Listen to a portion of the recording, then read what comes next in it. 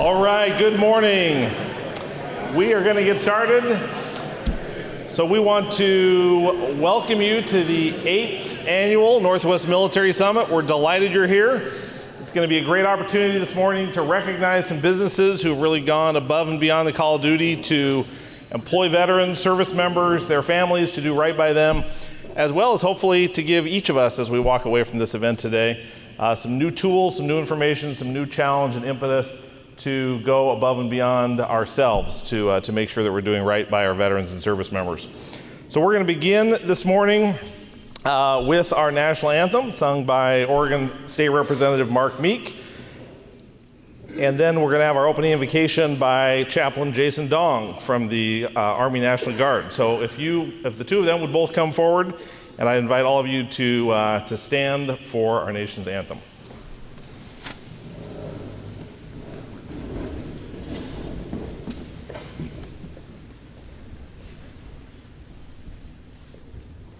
Oh, say, can you see by the dawn's early light what so proudly we hailed at the twilight's last gleaming, whose broad stripes and bright stars through the perilous fight o'er the ramparts we watched were so gallantly streaming,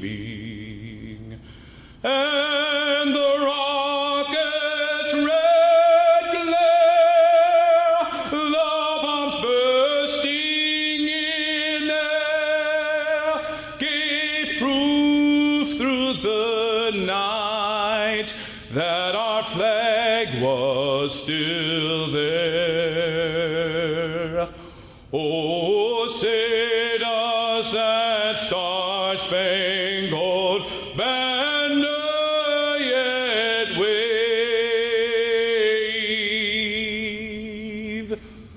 o'er the land of the free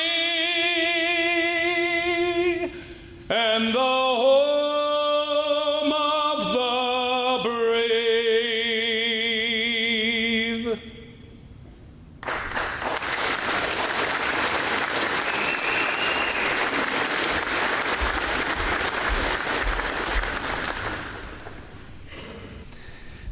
Please join me in prayer.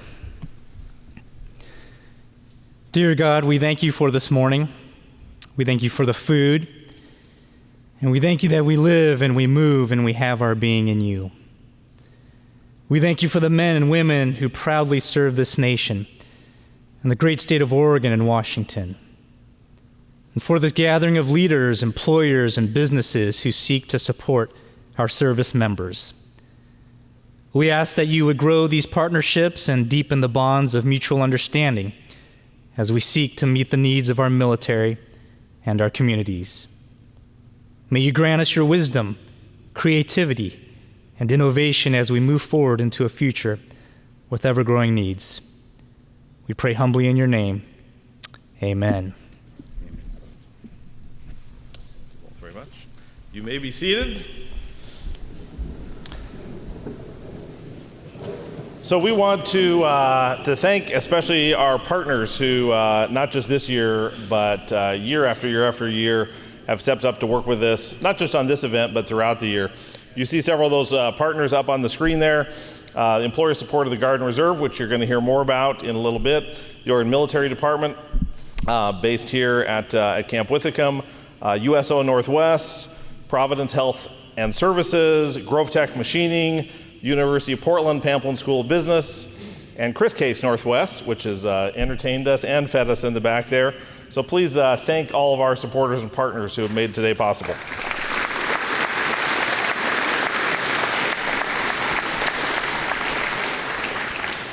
We're going to have a few elected officials speaking today, but I want to recognize a few other folks who are not on the program, but we're grateful that they are attending today. So we're going to try, instead of giving them each a round of applause, we're going to try one unified large clap for each one. Okay, see how coordinated you can be this morning. So first, off from U.S. Senator Ron Wyden's office, Fritz Graham. And where is Fritz? Stand up, Fritz. All right, thank you, Fritz. From U.S. Senator Jeff Merkley's office, Kelly Fitzpatrick. From Congressman Earl Blumenauer's office, Jason Little. Clackamas County Chair Jim Bernard. And I think County Commissioner Paul Savas is also here. So we appreciate you all being here and really appreciate your support of our veterans and service members. We've also got the Adjutant General of Oregon, Major General Mike Stencil. And Major General retired Dennis Klein, who's the state chair of ESGR. All right, so I also want to invite, very especially appropriate during this week where we have honored those we've lost in times of war. I also want to invite those who are here who are currently serving in the Guard, the Reserve, active duty, or who have served in the past. Would you please stand and allow us with a full round of applause to recognize your service?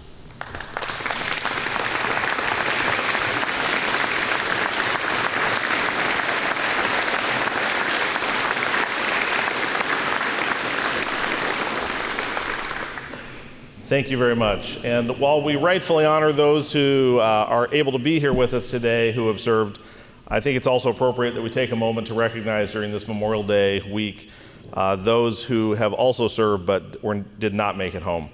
We honor those who have fallen from Midway to Incheon and from Vietnam to Afghanistan and beyond. We honor those who were killed in action. And we honor those veterans who died after they came home.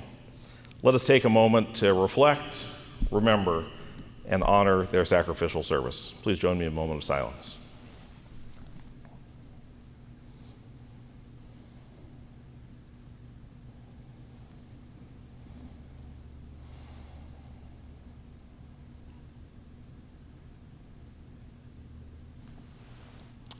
Thank you. So as we've just heard with his national anthem, we're going to have each of the elected officials who are here today sing as part of their presentation. You happy to hear that, Representative Lewis? Everyone's going to sing a little bit.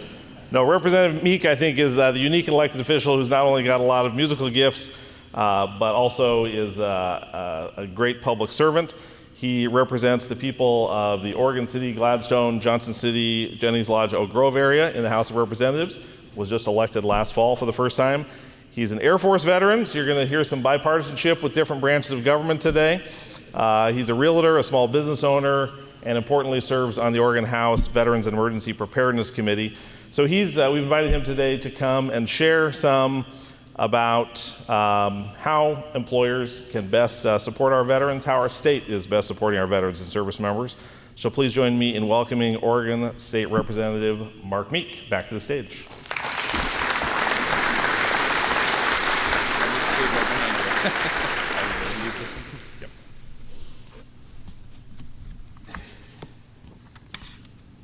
Well, good morning, and thank you again for the opportunity to speak with you today. It is truly remarkable to see so many here today who are making a difference for Oregon's veterans, service members, and their families. It is because of the work that you are doing that unemployment numbers for veterans are down significantly since 2010, from 8.7% to 6.3% in 2016.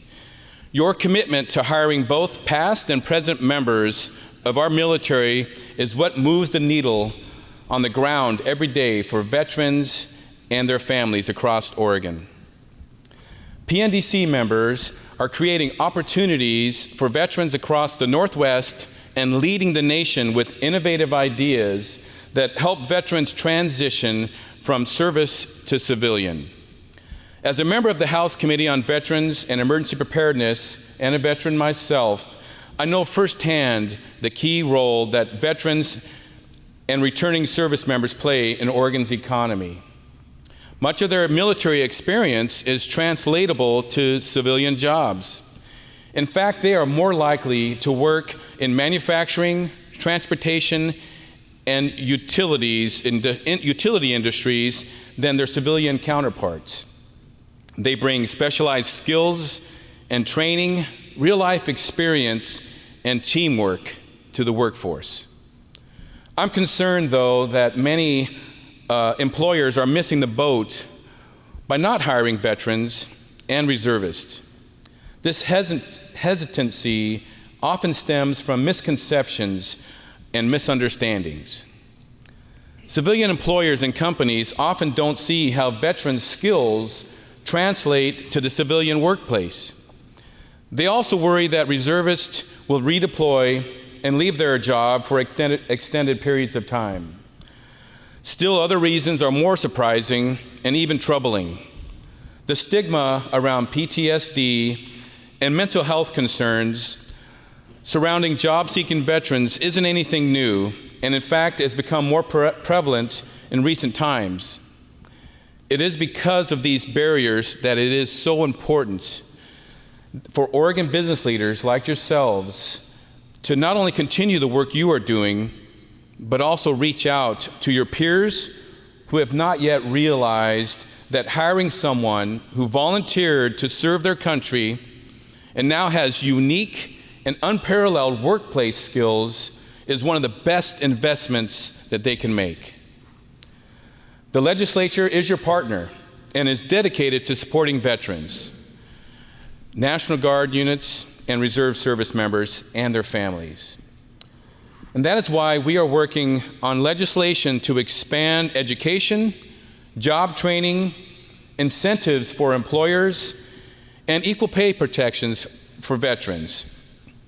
In addition to the policy work for the House Veterans Committee we're working on hard to pass the largest budget that Oregon Department of Veterans Affairs has ever seen. Thank you. Despite the budget challenges we are facing in Salem, I am happy to report that we are considering an ODVA budget with increases between 140 and 190% over current service level. That deserves an applause, too.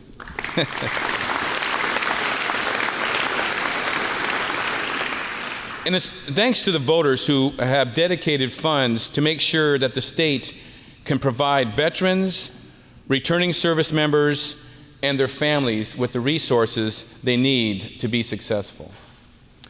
So I want to thank you personally, each one of you, for the outstanding work you are doing by employing veterans, current service members, and their families. And now it is my honor to recognize an employer who has demonstrated the greatest support to Guard and Reserve employees through their leadership and practices, including adopting personnel policies that make it easier for employees to participate in the National Guard and Reserve. The Pro Patria Award is presented annually by each ESGR state committee to one small, one large, and one public sector employee in their state or territory. This is the highest level award that may be bestowed by an ESGR state committee. We are pleased to recognize Providence Health and Services with the Pro Patria Award for 2017.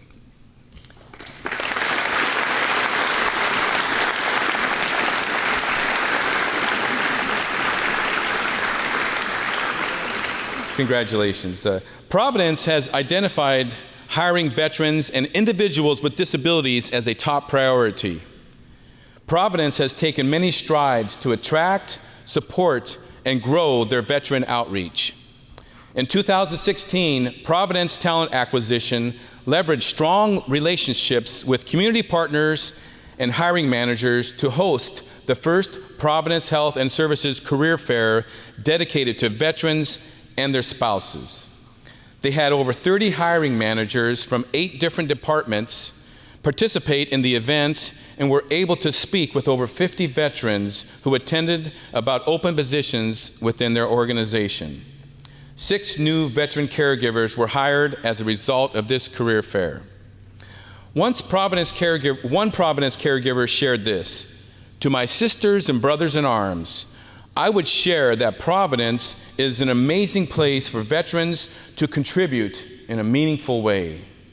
The skills we develop in the military translate well into this environment.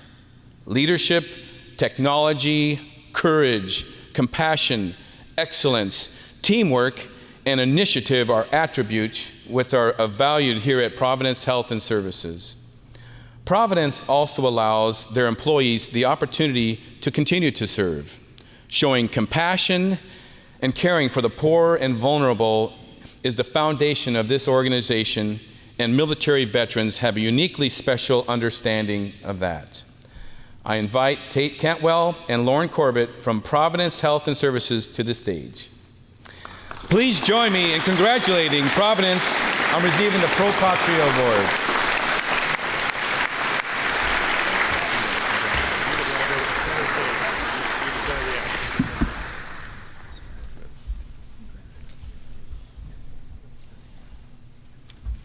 Actually, if you can all shift just a little bit that way. No, Lauren, you're in the middle.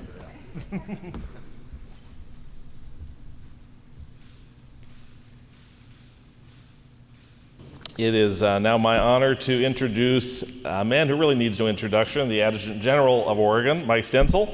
General Stensel is responsible for providing our state and the United States with a ready force of more than 8,100 citizen soldiers and airmen, equipped and trained to respond to any contingency, natural or man-made. He directs, manages, and supervises the administration, discipline, organization, training, and mobilization of the Oregon National Guard and the Office of Oregon Emergency Management. He's also assigned as the Governor's Homeland Security Advisor. General Stensel graduated from the University of Washington, don't hold that against him, with a bachelor's degree in civil engineering. He joined the Oregon Air Guard in '84 and has served in a whole wide variety of jobs and leadership roles here at home and abroad. Before becoming Oregon's TAG, his most recent positions prior to that were as commander of the Oregon Air Guard and as the Air National Guard assistant to the commander of the 11th Air Force. Please join me in welcoming our host here at Camp Withicum, Major General Mike Stensel.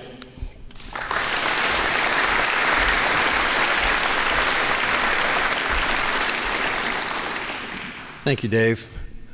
I feel like I should warn you after hearing Representative Meek sing this morning. I can't even speak as well as him, apparently. I am probably going to be your most monotone speaker today. Fortunately for me and at least one other pilot here in the room, vocal range was not a requirement to be a military pilot, so I'm thankful and lucky for that. But good morning, welcome. Before I start, I want to extend my thanks to everyone who has worked behind the scenes, helping bring this event together. This summit is the result of a collaboration between a number of groups dedicated to helping current service members, veterans, and their families across Oregon, and I can't thank you enough for all the support that you provide. Over the course of World War II, more than 12 million Americans were called to active duty. Following the defeat of Germany and Japan, they returned home to open arms, welcoming them back in their communities, academia, and the job market. The critical support they received from their communities and employers helped build the financial and industrial foundation that we stand on today, resulting in decades of prosperity and growth and solidifying their reputation in our historical lexicon as the greatest generation. General Milley, the Army Chief of Staff, frequently notes that the Army cannot go to war without the National Guard. To that end, the National Guard is not a viable force without your support. Unlike most states, Oregon is unique in that we do not have an active duty military installation which we can turn to. We have to rely on our communities and business leaders like yourself to assist in that effort. Last week, I joined Governor Brown in a mobilization ceremony for 29 soldiers with the 1186 Military Police Company. They're heading to Afghanistan to provide security in Kabul. It's a type of mission where you need to be all in, and you don't want to be worrying about distractions while you're back at home. Their commander, Captain Richard Smith, is a security operations specialist with the Boeing Company. Without Boeing support, he would not be able to truly prepare and be all in while he's deployed. As it turns out, Captain Smith actually loses money when he throws on a military uniform. So what does Boeing do? They step up and they cover that financial burden. They pick up the differential and supplement his lower military compensation so he can maintain his civilian standard of living. To ensure our military members' continued success, it's vital that we maintain the bonds between them and their communities, and events like this are a huge step to that end. Like the Boeing Company, thank you all for recognizing what our service members bring to the table, recognizing that their leadership skills translate beyond the military and into the civilian workplace. Thank you again for your continued support for our service members, our veterans, and their families. Thank you.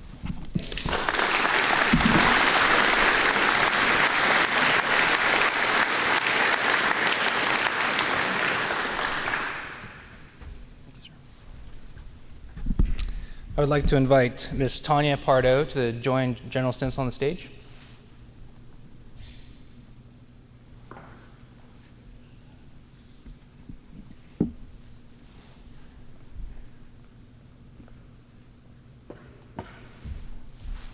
Thank you. A quick background on Ms. Pardo. Tanya Pardo is the director of the United States Department of Labor, Veterans Employment and Training Services, or DOL Vets. She is also serving as the acting director for DOL Vets in California. She is a veteran who served honorably in the United States Army stationed in Fort Bragg, North Carolina, where she jumped out of 52 perfectly good airplanes. In her military service, she worked primarily in South America through the United States Southern Command as a psychological operations leader. Her current role as director allows DOL vets to prepare Oregon veterans and transitioning service members for meaningful careers, provide employment resources and expertise, protect employment rights, and promote employment opportunities, otherwise known as the 4 Ps. Attention to orders.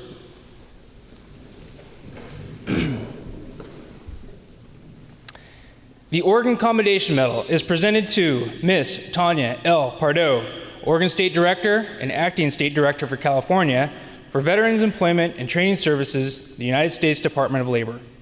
She has been and remains an essential ally to tens of thousands of service members, veterans, and their families. Her unwavering support over the last 12 years has been paramount to help to educate and create opportunities for those in Oregon. Her exemplary service reflects great credit upon herself, the Oregon National Guard, the Oregon Department of Labor, and the state of Oregon.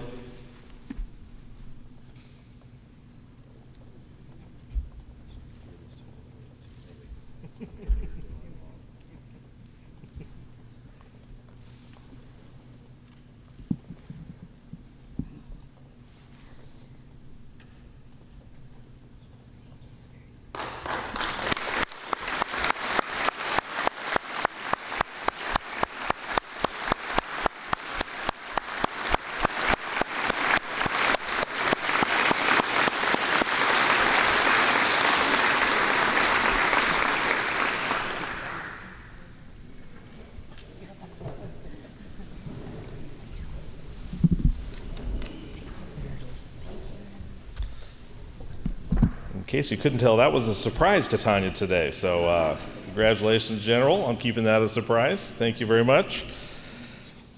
We now have the opportunity to present a 7 Seals Award to a worthy award winner.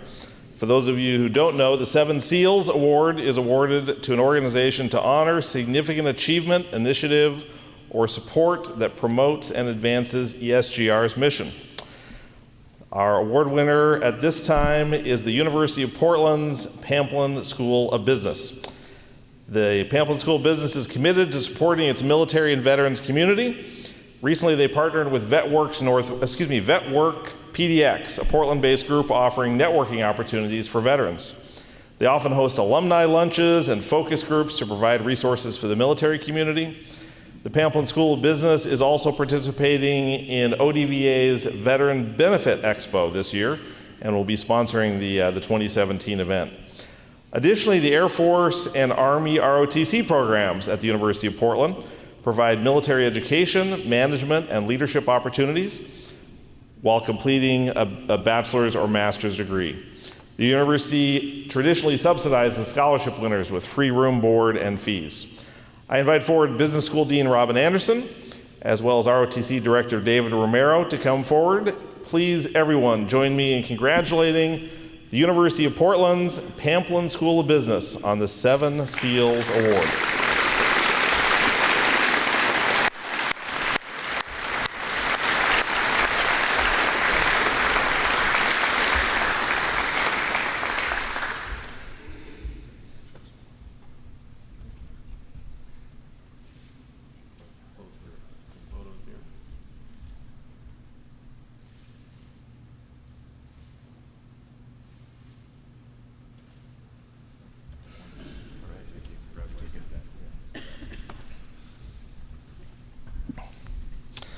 It's now my pleasure to introduce Ragnar Hartman. He is an MBA candidate in Operations and Technology Management at the University of Portland Pamplin School of Business that we've just honored. He is also a former airborne combat medic with the U.S. Army based at Fort Bragg. He's going to share some information. One of the things we really try and focus on is not just recognizing those like UP School of Business that have done the right thing, but also of giving us all some tools so we can go back to our workplaces and really think about how we can be most effective. So he's going to share some information of some tools and some reasons why you should be doing the right thing by veterans and service members. Please welcome Ragnar.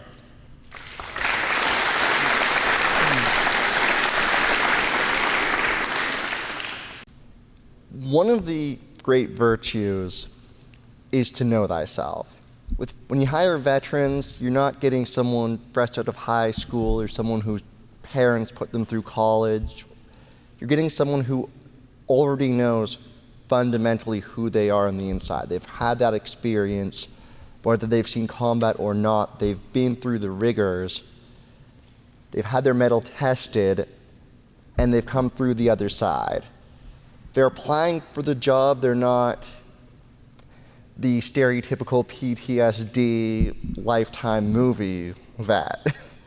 They're someone who wants the job, that has their head in order enough to fulfill the role. And we've been through the adventure seeking already. Veterans want stability in their workplace.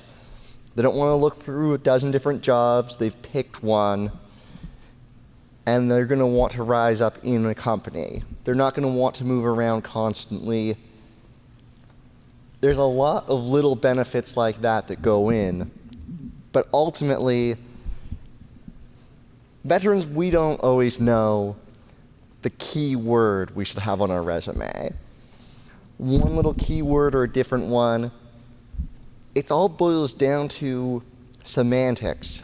We tend to have the skills or the ability to problem solve, to identify and learn those skills very quickly, as we had to do so many times during our service. That alone gives significant value to any employer. During interviews, I've never been stumped on a single question. I've never even had to rehearse for them, because I can always relate any single question I'm asked in an interview to one of my experiences in the military, whether it be as a medic committing triage, which relates, instead of people, business problems, which is the biggest priority to handle that could actually sink something, focus on that first. But it doesn't stop there. We bring something to the table that not say no civilians, but the average civilian won't. Dedication. Call it patriotism, call it steel, the internal fire. We're gonna have that. Just making it through the training we've been through, to stick that out, we've got that. If anyone has any questions for me, I'll be around. Glad to answer anything. Next person, or?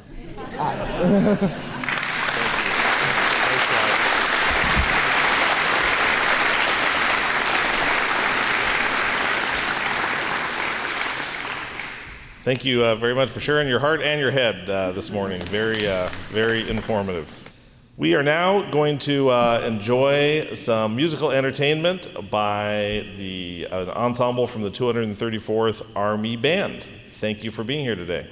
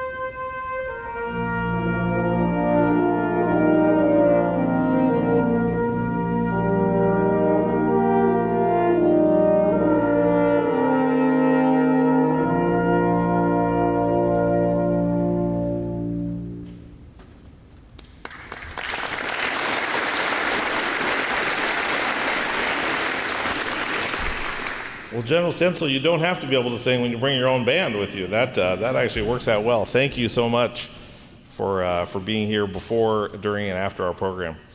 It's now my privilege to introduce the other half of our state legislative duo that is here today. Representative Rick Lewis is the newest member of the Oregon House of Representatives, representing the Silverton-Molalla area. He previously served as the mayor of Silverton and as the chief of police for Silverton.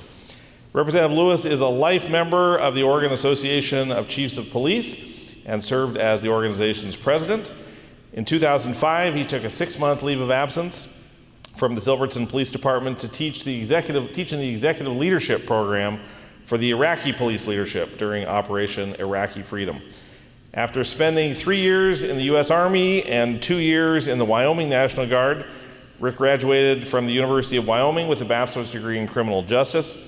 Today, like Representative Meek, he serves on the House Veterans and Emergency Preparedness Committee and is going to share some of his thoughts about what our state is doing and what employers can do to support veterans and service members. Please join me in welcoming Representative Rick Lewis.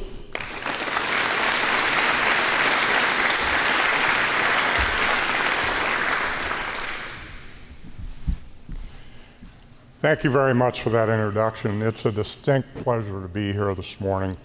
For those of you who are currently in the military, I just want to extend my sincere appreciation to you for your service to both our state and to our country. You have my utmost respect for what you do.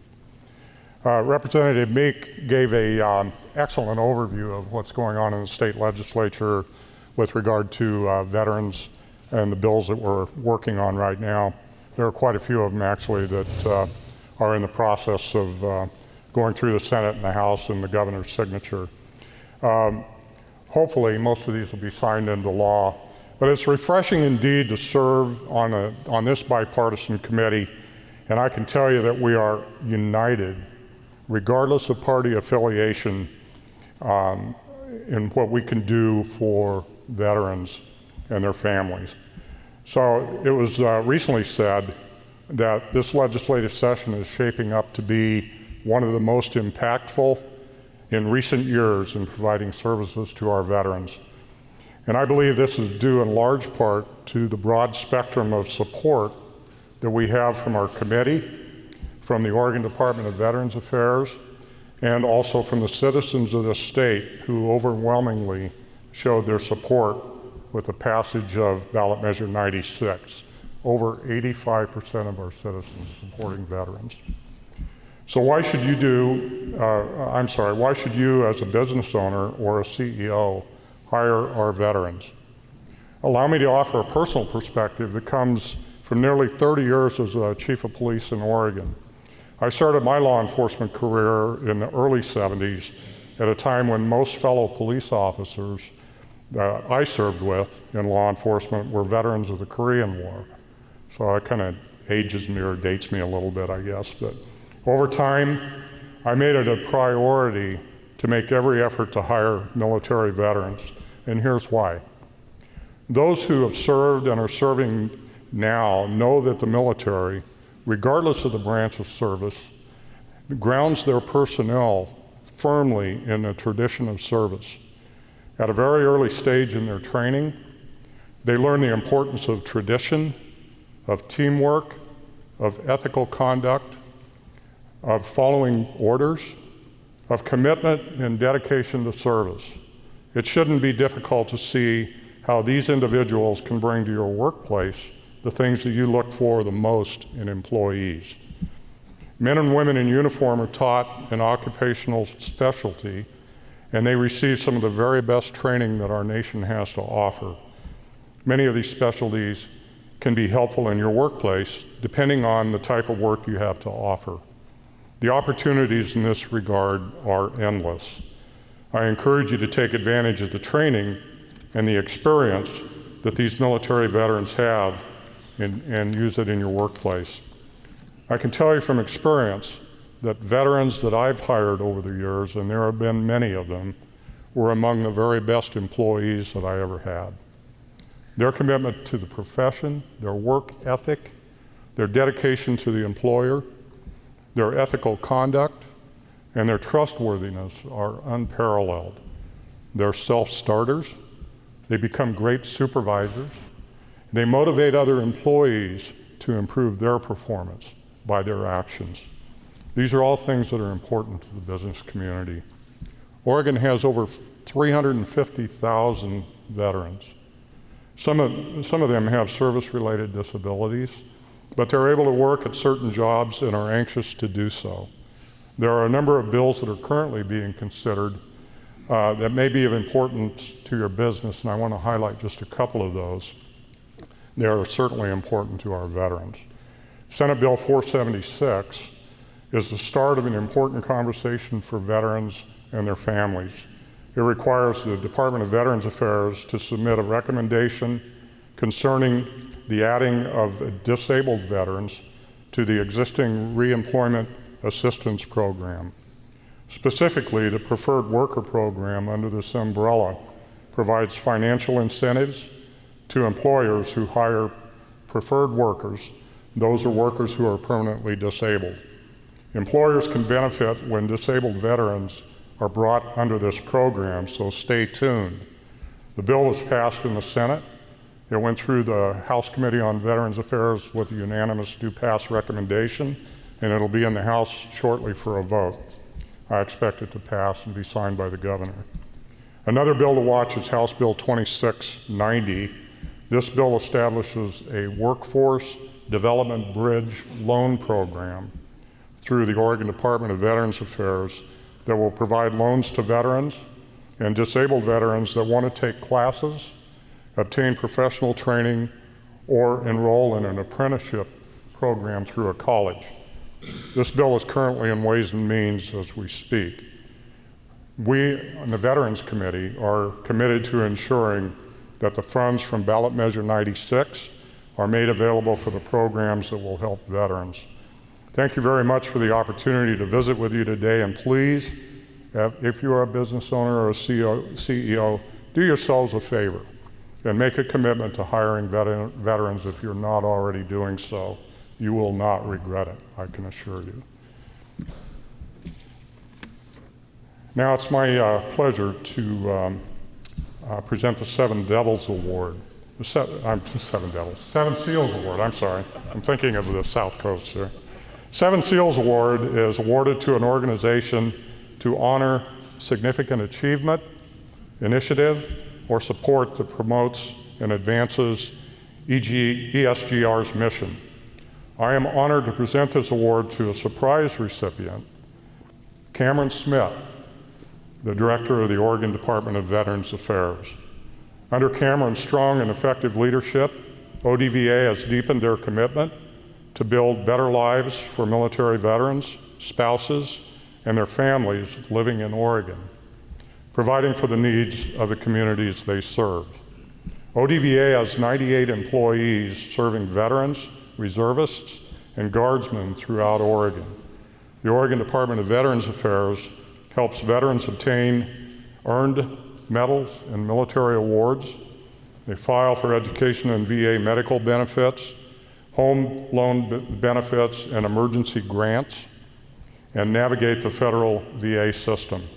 They also have a conservatorship program for veterans, their surviving spouses, minor children, and helpless adult children of veterans and dependent parents.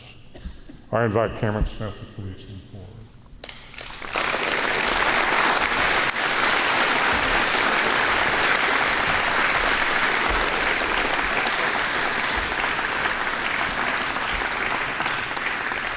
Ladies and gentlemen, please join me in congratulating a surprised and worthy winner of the 7 SEALs Award, ODVA Director Cameron Smith. Thank you. Thanks, Mike.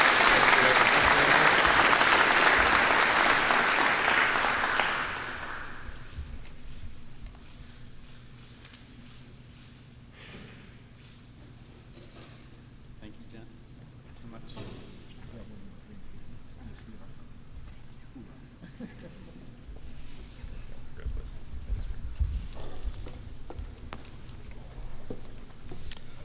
Very well deserved. Congratulations, Cameron. It's now my privilege to introduce U.S. Congressman Earl Blumenauer. A lifelong resident of Portland, Congressman Blumenauer has devoted his entire life to public service. While still a student at Lewis and Clark College, he spearheaded the effort both in Oregon and nationally to lower the voting age. He was elected to the Oregon legislature in '72, the Multnomah County Commission in '78, the Portland City Council in '86, and during his 10-year tenure on the Portland City Council as Commissioner of Public Works, he demonstrated a lot of innovative leadership and accomplishments around transportation planning, environmental programs, and public participation. He was elected representing parts of Multnomah and Clackamas County to the U.S. House of Representatives in 1996, and has really created a unique role as Congress's chief spokesperson for livable communities, places where people are safe, healthy, and economically secure. He served for 11 years on the Transportation and Infrastructure Committee and was a member of the Foreign Affairs Committee for 6 years. He is currently a member of the powerful House Ways and Means Committee, which has really broad jurisdiction, and also serves on the specific subcommittees on health, social security, and trade. So please join me in welcoming Oregon's own U.S. Congressman Earl Blumenauer.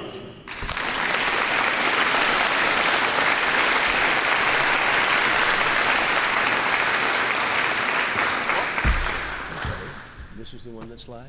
It is, and that's the cable access one. Okay. Thanks, Dave. Thanks for reminding all these people that I just simply can't hold a job. I appreciate the invitation to be back with you again. It's true, I spend a lot of time dealing with ways that the government can be a better partner with the public-private sector, with individual groups and organizations, to promote a community that works. And there's nothing more important for our having a livable community than how we deal with the men and women who are serving us now and who've served us in the past. About 1 in 7 adult Oregonians is a veteran or is in the Guard and Ready Reserve. And they have a unique skill set.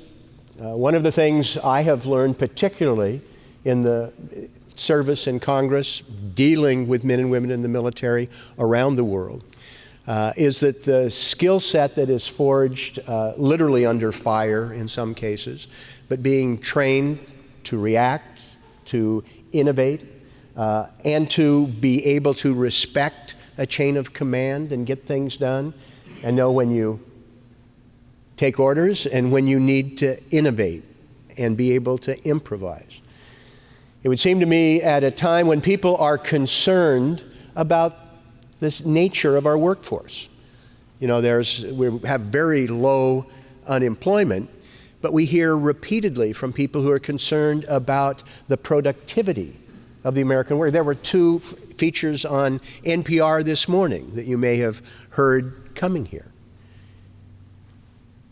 The reservoir of talent and experience that we have with people who have served in the military can be a critical component to upgrading the capacity of our workforce, the productivity of our businesses, and our government. Also, I would argue that we have a moral responsibility. Whatever you thought about our adventure in Iraq, we put 2 million of some of our finest young men and women in an extraordinarily difficult situation. We spend a lot of time and money and energy on equipment and whatnot. I think what we have done for our veterans coming home is not commensurate with the scale of that investment. And part of the challenges we're facing right now, for example, with the VA, is that we weren't prepared for the consequence of 2 million people returning, some with injuries that are visible, some with injuries that are not visible. We're still struggling with that, and we will for the next 20 years. In the meantime, being able to welcome people who have these talents and have earned, I think, our respect and our help, integrating them into the workforce is a fundamental challenge that we face. You know, you may have heard that there's a little bit of controversy in Washington, D.C. People don't always get along and play nice. Sometimes, there's literally disagreement about which direction is up, what's black, what's white, what's truthiness. But one of the areas that there is consensus is, I think, understanding and realizing that we need to do a better job, and there is bipartisan interest in doing that, and strengthening the partnerships that you're celebrating today to make the most out of these opportunities. I would just put in a little tiny plug. When we're on schedule to spend $1 trillion over the next couple decades on more nuclear weapons that we actually don't need. How many times do we have to blow up the world? We are not still investing in this human infrastructure.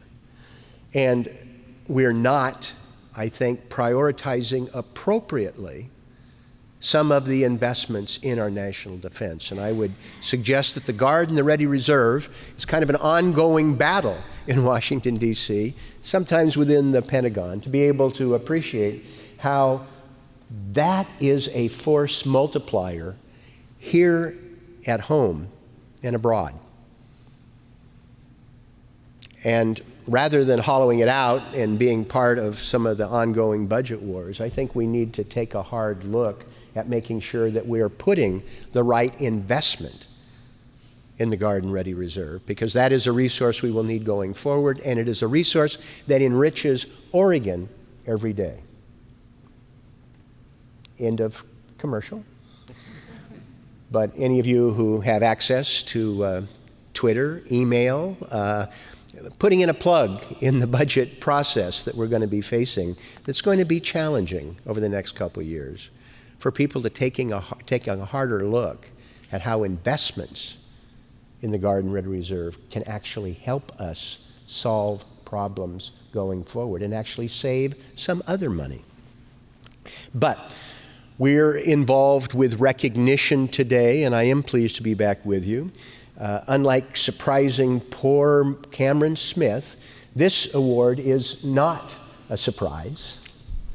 Grove Tech Machining is a thriving business with diverse contract manufacturing capability in their new facility in Wood Village, Oregon, part of the most thriving area in the metropolitan area. There's lots of growth we hear about in some Portland neighborhoods and some suburbs in Washington County. There's even a little growth going on in Clackamas County. But what's happening in and around East Multnomah County is really very interesting in terms of the pool of affordable housing, some new manufacturing operations, and as long as you're centered out there, less traffic congestion. This is a family business with strong commitments to the Northwest. Grove Tree Tech sees the support for returning military members, deployed reservists, and their families as a natural extension of their quality work by quality people philosophy. Recently, Grove Tech helped the fledgling service-to-service program with equipment and expertise to train returning veterans for much-needed advanced manufacturing jobs. Could we have Mark Christensen and Tyler Grover come forward? Please join me in congratulating Grove Tech. Thank you very much for being here. Thanks for the terrific work that you do. And they're going to take your picture. Oh, I get to sneak into this? Yes. Cool.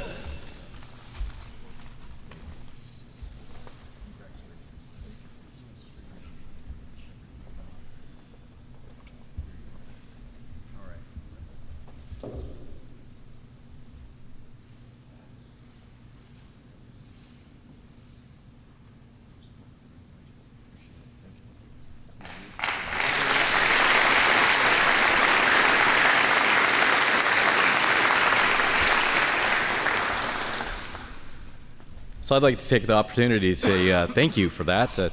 Obviously, we're going in the right direction, right? I am a service member. I was in the military.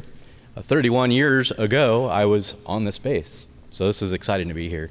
It's exciting to be a part of the PNDC, me personally and for Grove Tech. What I was going to bring to the table had already been said. So I'm pleased to hear the recognition of wanting service members to be recognized. At Grove Tech, I'd like to speak on behalf of the manufacturing side. I run the contract manufacturing department, where we have a team of highly skilled machinists and operators that I handpick. We have service members that are part of our department, and I'm proud to say that we are a supporter of the veteran movement. We also, I'm so glad to hear that we are recognizing service to service, which is that transition between service to civilian. So I'm proud to say that we are part of that organization. I love pushing that. I love going to focus groups. I think it's very important, this whole, I've wanted to be part of this for the last several years. So this is very exciting to me to be a part of this. But I also wanted to share the fact that Grove Tech is part of several other things, and one of them is at the high school level, we are involved with a group called CAL, which is a advanced learning center. We are proud to announce that we are part of that. We're part of the Mount Hood Community Center, Mount Hood Community College. I speak on behalf of economic groups of Oregon. I was just in an economic group meeting last week, in fact, where I spoke in front of a group about this size. I think it's very important to be a part of these organizations, so the PNDC is very important to Grove Tech. The one thing I want to say is there is a huge gap in the generation that I am part of and what's happening when we're looking for our personnel. And so I'm looking for veterans. That's why we work with service to service to try to find those quality people. I owe the military because I was in the military. This has actually formed the way I am today. I owe my whole entire career to the service. I love it. I love it. I kind of wish I was still in. I have a lot of fun with it, but it has formed me. It's the building blocks. I spoke earlier with another service member about. That is the building blocks of what made me. So I'm very proud to be standing here and accepting this award on behalf of Growth Tech. So thank you very much for spending the time to be here.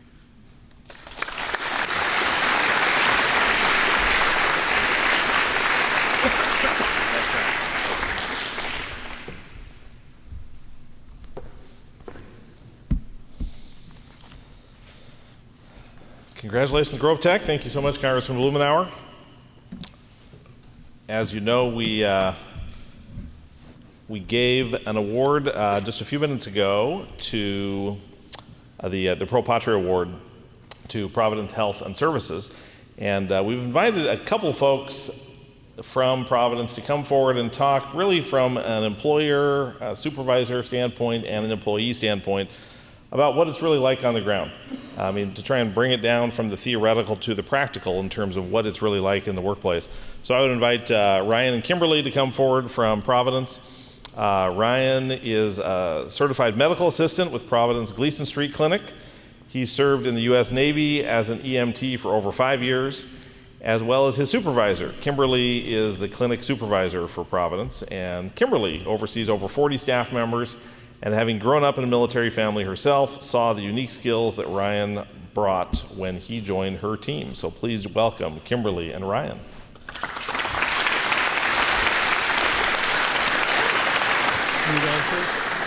Thank you for having us. So we were asked to talk today kind of out of our experience as a supervisor and a direct report in the hiring process.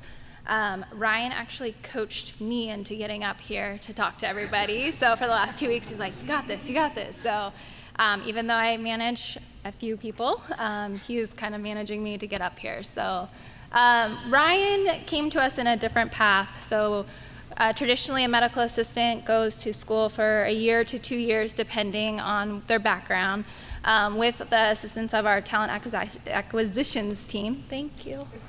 Ryan's resume came across our desk with a non-traditional background. So he was a medic in the Navy, and so with that, you have to be certified to work in a primary care clinic. And so he had done the work to get his certification after getting out, and then came to interview with our team, and everyone loved him. He currently works as a float role, so we have 4 teams and about 15 providers, and he can work with any provider and kind of from OB to the elderly to we have sports medicine, so go Timbers, he can work with them.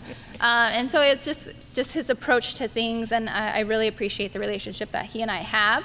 At the beginning, it was very interesting. He is very formal, and so I would have to tell him, it's okay, and you don't have to call me ma'am, and we had a very close relationship, so that was a fun transition.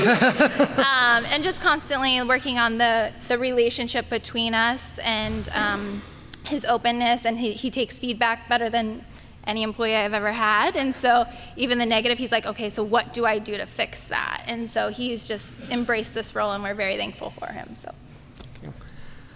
Hi, my name's Ryan. I was a Navy corpsman for 5 years. I recently transitioned out about 9 months ago. I'm a native Portlander, was born at Providence Portland Medical Center, so it made sense to me for one of the places I applied to. And along with that, the talent acquisition team really stood out to me as people like Lauren and Tate, who after I applied, had come to me and really worked with trying to find me a spot, as well as after I did interview in multiple different places, I would continue to get phone calls, even assisting me with my interviews, telling me what I could do better, just how to process being, a civilian again. It's definitely always continued to be a struggle. They always say the first 6 months of separation is the hardest. And continuing to go to the Gleason Clinic, from talent acquisition to them, they've continued to help me with that. I've come to see that family, that teamwork, that esprit de corps that I come to expect of the military, with people that actually do care, with people that actually want to help. It's obviously not always easy. There's always struggles. It's definitely a new world for me, but it's so much fun. It's a clinic that I really care about, and it is something new every day. It's not my old job. I'm not a Navy corpsman anymore. However, I'm finding new light and a new path as a medical assistant with a great team, and I hope that with other people here that we can continue to get more veterans hired and lead by example. So thank you. Thank you for having me.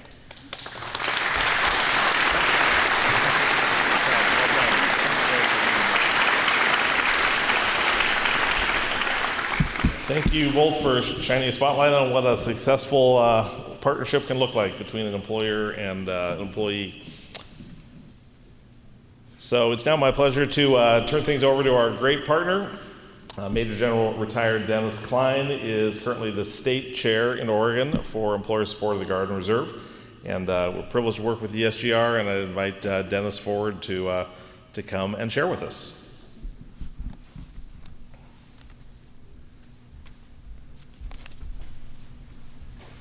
Thank you, Dave. Caught me off guard here. I thought we had a little closer to the end, but we'll give it a shot anyway. I want to thank the coalition and all of you out here for being here today. It's great to see all of your faces. Unfortunately, the people we really need to see here aren't here, and that's a challenge that I'm sending out to all of you. You know, employers out there that need to learn more about supporting Guard and reservists, let us know. We can sure help you out with that. It's ESGR is an organization. We are a Department of Defense agency. We currently have over 80 volunteers here in the state of Oregon. We have 2 full-timers that work down in Salem, but everybody else is a volunteer, and we have those volunteers all over the state. Most of them are military retirees, but not all of them. We have a couple that don't have any military experience at all. They do this because they want to provide something to the community and pay back the military folks that work in our communities. And I'd like to have all of our ESGR volunteers that are here today to stand up. And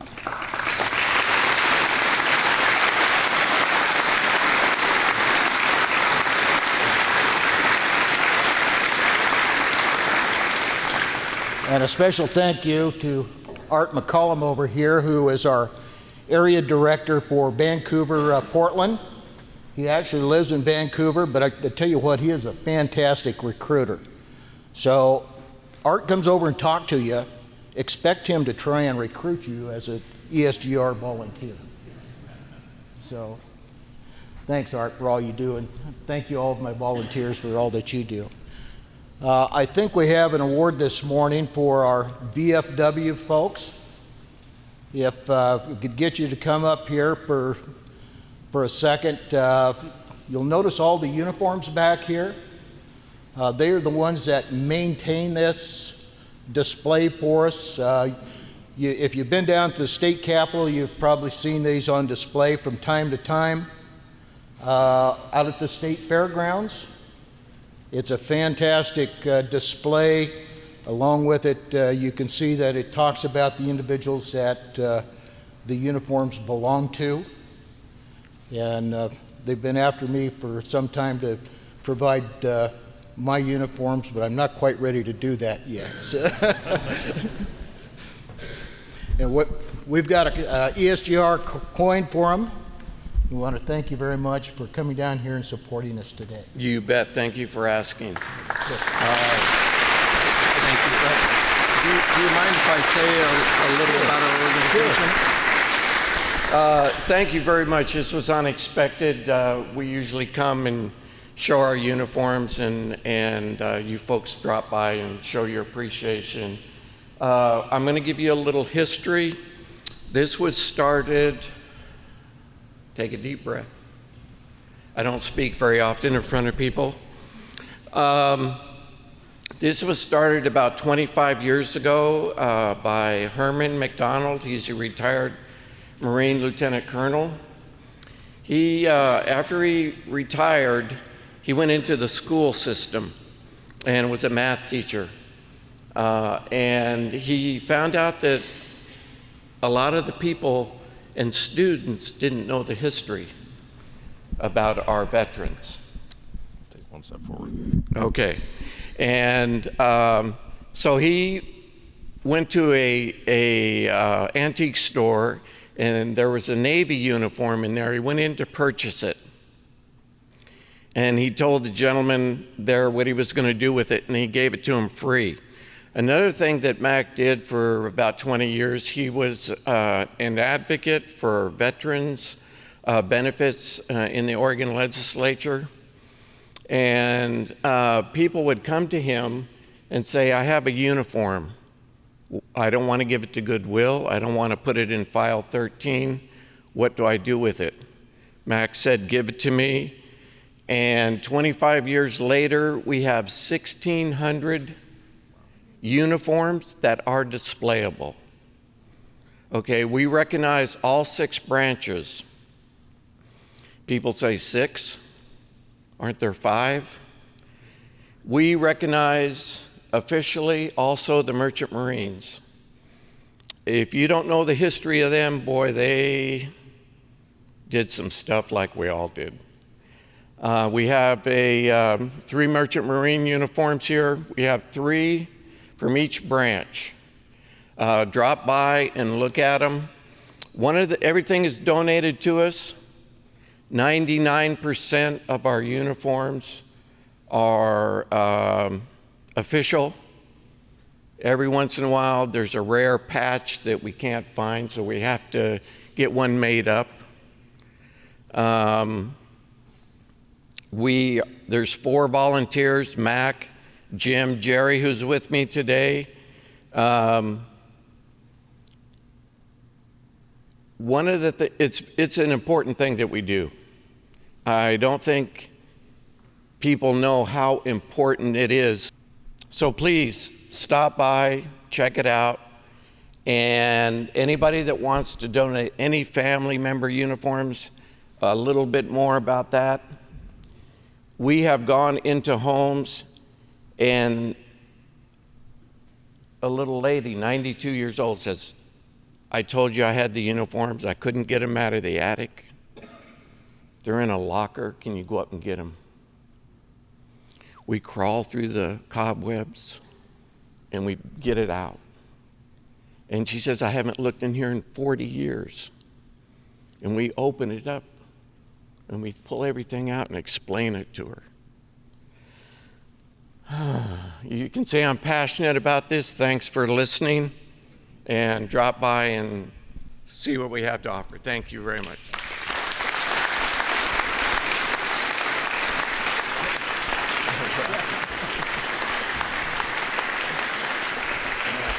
You bet. Thank you. So hopefully this morning you've learned more about what's happening in the Oregon National Guard, in the Guard more broadly, in the reserves. Hopefully you've seen some great examples of some of our successful employers who are doing the right thing by employing veterans and service members and their families. And hopefully you've taken away 1 or 2 things that you can go back to your own workplace, your own organization, and implement after today. If you have not, or you want to learn more about what those things are, definitely please check out 1 or more of the tables at the back. Talk to our employers, talk to these organizations. They're there to help you do the right thing by veterans and service members. I really want to thank, on behalf of the Pacific Northwest Defense Coalition, as you know, we're the Defense and Security Industry Association in Northwest. We represent a little over 250 member companies. I want to especially thank Kate Canapo, our Program and Events Director, for leading our staff team on making this event successful today. And again, to thank the partners and supporters that are up on that screen, ESGR, the Oregon Military Department, Oregon National Guard, USO Northwest, Providence, UP Pamplin School of Business, Grove Tech, and our great Chris Cakes chef at the back. So I'd encourage you to, again, network with each other, connect with the tables at the back, And I would invite to close us, I invite back Chaplain Dong to send us forth this morning.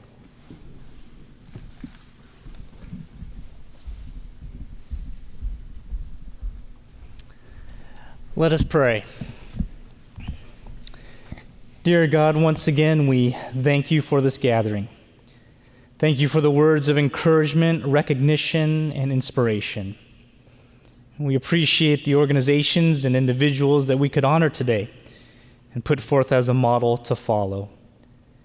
May you continue to unite service members and companies in creating a quality workforce. And as we go forth from this place, may your continued provision and guidance meet the needs of our service members. We pray this in your name. Amen. Thank you. We are adjourned.